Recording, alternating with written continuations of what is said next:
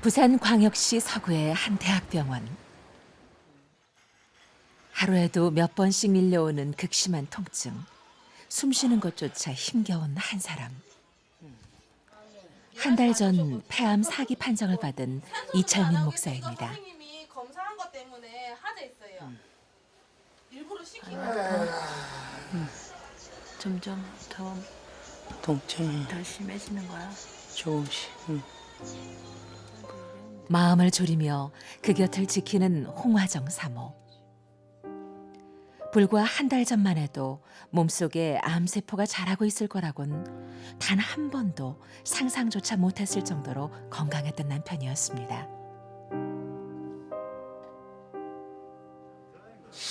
그러니까 건강식품 같은 거 종합 비타민 이런 거 있잖아요. 네네. 그런 거는 먹는 게 좋아요.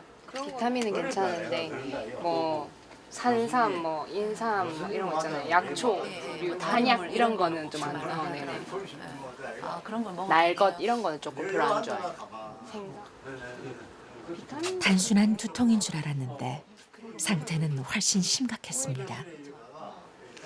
말을 잘 못했거든요. 자기가 원하는 말을. 그러니까 사람이랑 이렇게 대화가 안 되고 이렇게 어지러워가지고 이렇게 막 좀 기운이 없어서 혼자 걷기가 좀 힘들고 그래서 그냥 머리에 좀 그러니까 뭐 이런 혈관이나 이런 쪽으로 좀 이상이 있나 그렇게 하고 이제 사진을 찍으러 갔는데 폐에서 머리로 전이 된 거예요. 그러니까 이제 폐암 4기로 판정이 되고 40대 초반에 생각지도 못한 암 환자가 됐습니다. 병원을 찾았을 때는 이미 손쓰기 어려울 정도로 암세포가 번진 상태. 아무리 암이 소리 없이 찾아온다지만 이 지경이 되기까지 모를 수 있었는지 생각할수록 기가 막힙니다. 대학 시절 하나님을 영접한 이후 내려놓을 수 없었던 목회의 꿈. 부교역자지만 그저 주님만 바라보며 하나님의 교회를 섬기던 이 목사에게 암 판정은 그야말로 청천벽력과도 같았습니다. 건강에 대해서는 그래도 자신이 있었고 뭐 특별히 아픈 데 없었고 그래서 뭐 설마 뭐 폐암이나 위암일까 그래서 전혀 그 암에 대해서는 생각도 안 했습니다. 안 했고 근데 이제 일단은 이야기를 들으니까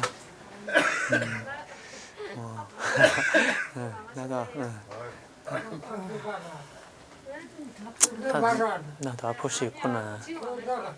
그걸 느꼈고 무엇보다도 지금 이제 그런 생각도 많이 들었습니다. 젊은 나이에 이제 여기까지인가 여기까지가 나의 사명인가 이런 생각 들고. 충격에 빠진 이철민 목사를 일으켜 세운 것은 가장 가까이에서 이 모든 고통을 나누고 있는 홍화정 사모 덕분이었습니다. 암 진단을 받고 병원에 입원한 이후 매일 들리고 있는 방사선 치료실. 말로만 듣던 독한 치료 때문에 어떤 부작용이 나타날지 몰라 처음엔 두려운 마음도 컸습니다. 하지만 고생하는 아내와 아이들을 생각하면 아무리 힘든 치료라도 꿋꿋이 받고 자리를 박차고 일어나야 합니다. 홍화선 사모는 더 가슴을 졸이며 이 모든 과정을 지켜봅니다. 이제 시작인데 아직도 많이 남아있는 치료들을 남편은 잘 이겨낼 수 있을까요? 못 보겠네요. 무서워.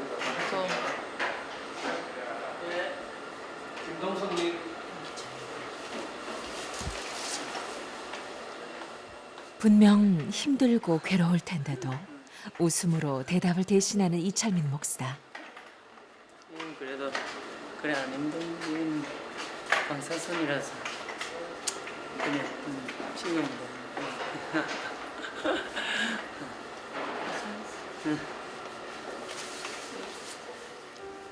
고된 치료 후 짜증을 낼 법도 하건만 아내가 걱정할까 봐 투정 한 번 안 하는 속 깊은 남편. 오늘도 이렇게 서로를 의지하며 하루를 보내고 있습니다. 그날 밤 홍화정 사모는 병원에서 1시간이 넘는 거리의 사택으로 향합니다. 남편 간호에 지칠 대로 지친 상태지만 집에서 엄마를 기다리고 있을 3남매 때문입니다. 부교육자로 섬기고 있는 교회의 사택. 하루 종일 별일은 없었는지 걱정스런 마음만큼 발걸음도 빨라집니다. 제일 먼저 반기는 막내 여진이.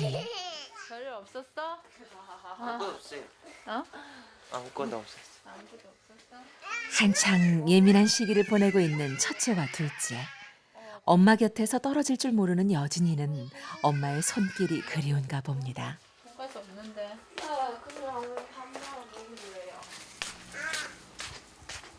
식사 시간을 훨씬 지나 서둘러 아이들의 저녁을 준비하는데요. 엄마가 없는 시간엔 아이들 스스로 이 모든 일을 감당해야 합니다. 몇 살이래요? 집에 내가 못 오고 병원에서 자야 될 때는 자기들이 또 다 챙겨 먹어야 되고 반찬까지 자기들이 만들어서 또 해 먹어야 되니까 그런 것도 신경 쓰이고 청소도 해야 되고. 엄마, 보고 싶었어요. 보고 싶었어? 엄마도 보고 싶었어. 오늘 뭐하고 대진이랑 뭐하고 놀았어? 뮤직 카페에서 예언이랑 피해 다니고 놀았어. 피해 다니고 놀았어? 특히 구순 9개월을 안고 태어나 100일 때부터 수술을 받아야 했던 여진이를 생각하면 엄마는 더 안쓰럽습니다. 휘어진 코 연골이 굳어지지 않도록 매일 약을 바르고 실리콘까지 끼워줘야 합니다.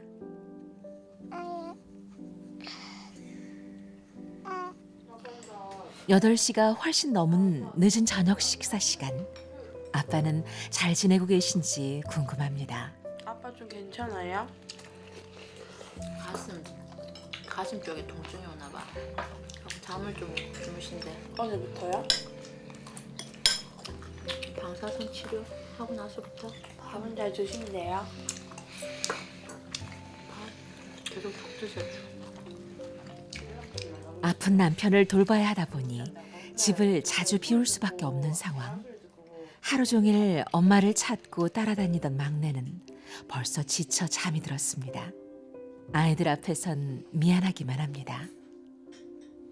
많이 아프죠, 마음이. 많이 아프죠. 예. 근데 이렇게 좀 잘 떨어져도 마음이 아프고 막 달라붙고 이렇게 해도 마음이 아프고 어떻게든 좀 마음이 아픈 건 똑같은 것 같아요. 소리 들었나 봐. 네, 들었어요, 엄마. 다시 나가려는 엄마의 기척 소리에 깨어버린 막내. 6살 여진이에게 엄마의 빈자리는 너무 큰가 봅니다.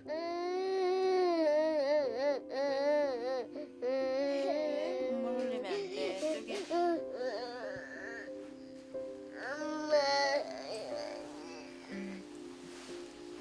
그렇게 눈물과 땀이 범벅이 된 아이를 안고 한참을 달래고 달래 겨우 재운 홍화정 사모. 여진이의 마음을 모르는 건 아니지만 옆에 있어줄 수 없는 현실 앞에 엄마의 마음은 더 무너져 내립니다.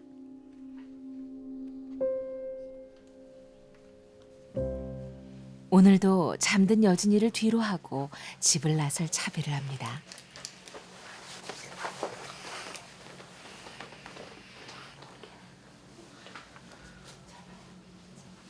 안녕하세요. 아침에 학교 보내는 거 잊지 마.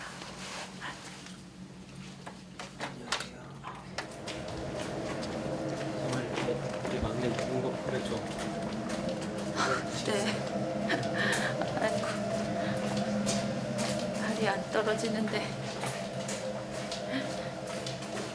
제가 저렇게 막 엄마한테 매달리는 애가 아니었는데 지금 계속 떨어지고 이 집 저 집 다니다 보니까 내가 많이 불안해진 것 같아요.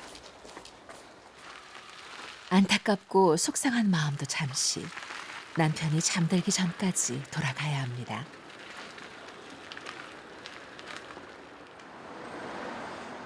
다시 1시간을 달려 병원에 도착했는데요. 혼자 지내고 있는 몇 시간이 하루보다 더 길었을 거라는 걸 누구보다 잘 알고 있습니다. 방학 계속 맡고 있는 거예요? 애들 잘 있어요? 애들 잘했어요. 오늘 서원이 방학하고 예진이는 막 예진이하고 놀다가 막 신나가지고 응. 할만하고 잘 감당해. 할만해 진짜. 아이들을 보고 싶어하는 이목사를 위해 바쁜 틈을 내서 막내 여진이의 영상을 담아왔습니다. 보냈어요. 영상 보는 아빠, 힘내세요. 우리가 있잖아요. 아빠, 힘내세요. 우리가 있어요. 아빠, 힘내세요. 우리가 있어요. 아빠 사랑해요. 여진이의 응원을 보고 나니 고된 방사선 치료도 거뜬히 이겨낼 수 있을 것 같습니다.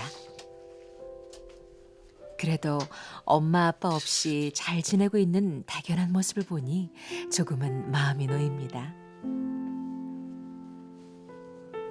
죽음 한쪽에 발을 걸치고 있는 남편과 엄마 품이 그리운 3명의 아이들까지 병원과 집을 오가며 이 모든 가족들을 돌보는 홍화정 사모의 고단한 하루가 이렇게 지나갑니다. 오늘은 편히 잠을 이룰 수 있을까요? 이른 아침, 아빠 엄마가 없는 마산의 사택에서는 막내의 울음소리가 아침을 깨웁니다. 깔아입자. 유진아, 어제 엄마한테 얘기 들었잖아.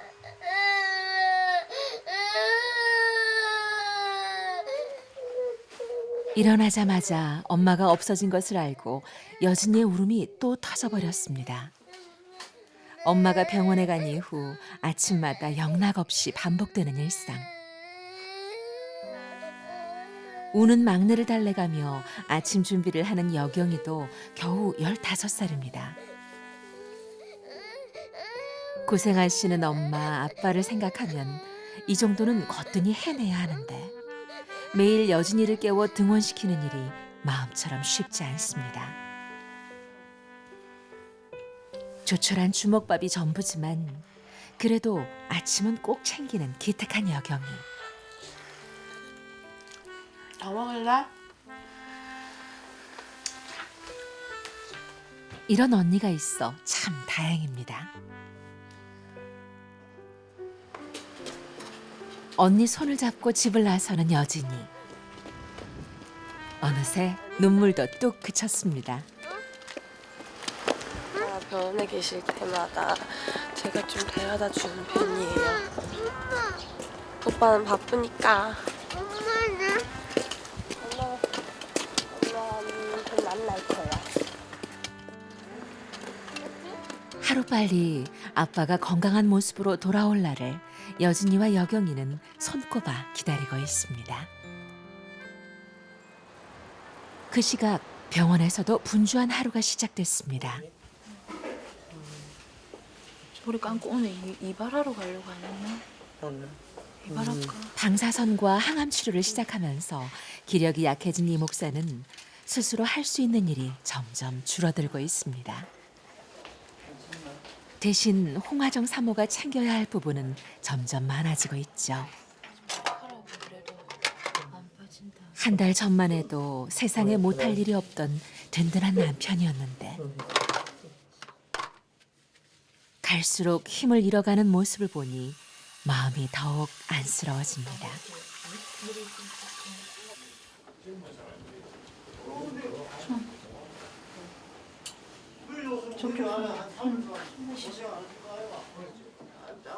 평생 나쁜 마음 한 번 먹은 적 없는 남편에게 도대체 왜 이런 암세포가 자리 잡은 걸까요?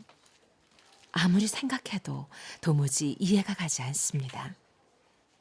한편으론 얼마나 마음고생을 많이 했으면 이런 몹쓸병에 걸렸을까 안타깝기도 합니다.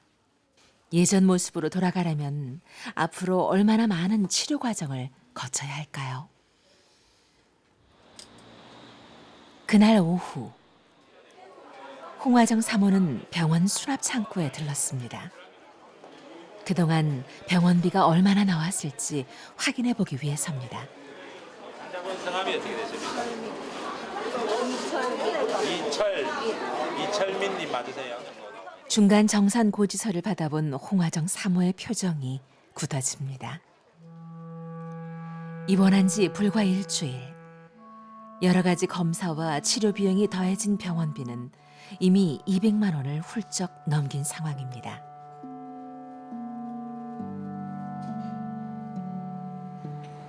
생각보다 더 많이 나온 것 같고 이제 본격적인 치료를 시작한 것도 아닌데 지금 뭐 사약하고 사례비 받는 거로 사는데 이제 사약도 그만해야 되고 하니까 들어오는 건 없는데 예, 치료는 계속 해야 되니까 조금 인간적으로 생각하면 막막하죠. 예. 경제적인 어려움 외에도 홍화정 사모를 힘들게 하는 것이 한 가지 더 있습니다. 사실 몇 년 전부터 암투병을 해온 터라 약을 먹으며 근근히 버티고 있기 때문입니다. 9월 달에 유방암 진단받고 수술하고 이제 항암 치료 했거든요. 그래서 그 항암 치료와 함께 먹는 항암제 약 먹고 있는 중입니다. 남편과 아이들을 챙기다 보니 막상 자신의 몸은 돌볼 겨를이 없었습니다. 이 상태로 얼마나 더 견딜 수 있을지. 요즘 들어 점점 자신이 없어지고 집에 있는 아이들도 눈에 밟힙니다. 암과 싸우는 것이 얼마나 힘든지 누구보다 잘 알고 있기 때문에 앞으로 남은 남편의 치료 과정을 생각하면 홍화정 사모의 마음이 더 무거워집니다.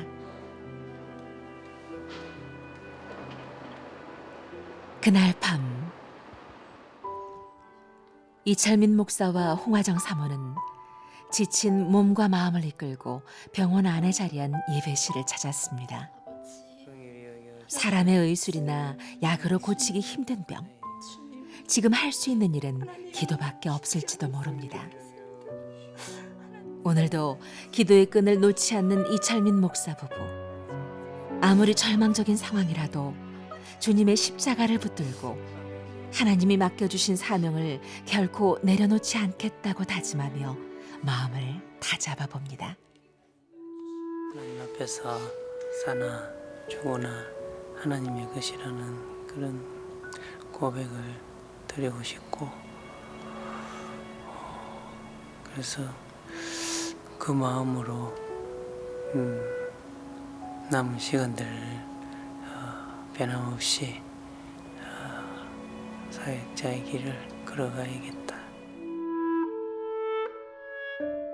청천벽력과도 같은 폐암 말기 판정. 이미 암덩어리는 머릿속까지 퍼져 있었습니다. 하지만 아빠, 엄마 없는 삶은 상상조차 할 수 없는 어린 세 자녀가 있는 한 이대로 포기할 순 없습니다. 사랑의 이름으로 살아가는 이 가정에 반드시 기적이 일어나기를 간절히 소망합니다.